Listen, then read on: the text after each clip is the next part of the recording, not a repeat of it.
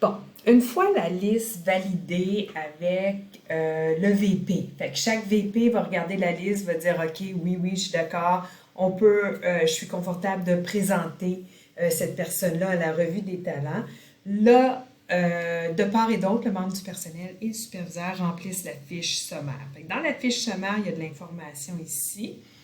Et la partie du membre du personnel, ben, en fait, c'est le parcours. Donc, il va indiquer sa formation académique, les certificats reçus, les formations suivies, rôle occupé à la cité avant le rôle actuel, les rôles clés occupés ailleurs, puis l'expérience et accomplissements.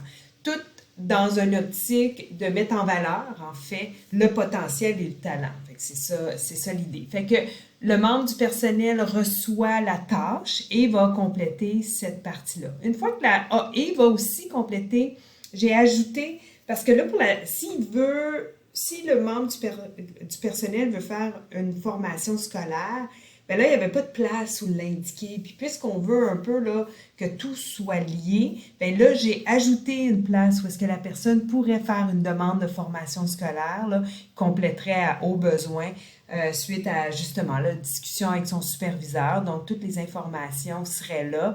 Donc, seraient déjà là inclus pour être discuté lors de la revue des talents. Ensuite, une fois que le membre du personnel soumet, là, c'est le superviseur qui va remplir les parties, donc les forces, connaissances techniques, l'ambition de carrière, autres intérêts, zones de développement que le superviseur croit qu'il devrait développer. Risque pour la cité, justement, là, de ne pas accompagner cette personne-là pour développer son potentiel ou reconnaître le potentiel. Et recommandations par rapport à la formation scolaire. Donc, demander à ce niveau-là si le superviseur recommande. C'est un peu redondant parce que on va essayer de dire au superviseur, en fait, de discuter de tout ça avec le membre du personnel. Fait que s'il ne recommande pas, le membre du personnel ne devrait pas le mettre dans le profil, mais je me suis dit quand même, va mettre l'information là. Et peut mettre des commentaires généraux. Une fois que ça c'est soumis, là, l'information va au comité tactique, c'est-à-dire qu'on va pouvoir là, soit l'imprimer ou l'afficher à l'écran et tout ça.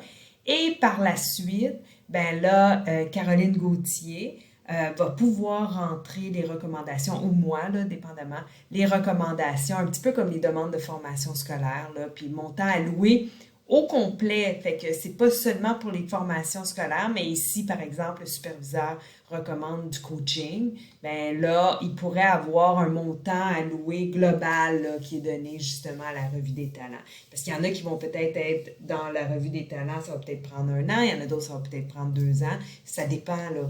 Donc, de pouvoir là, mettre ce montant-là. C'est ce que je propose suite à l'affiche sommaire qui avait été développée par Luc et aussi là, les discussions puis le fait qu'on veut intégrer un petit peu tout ça. Et voilà. Fait que faites-moi part de vos commentaires puis je vais mettre le formulaire en PDF attaché au courriel. Bye!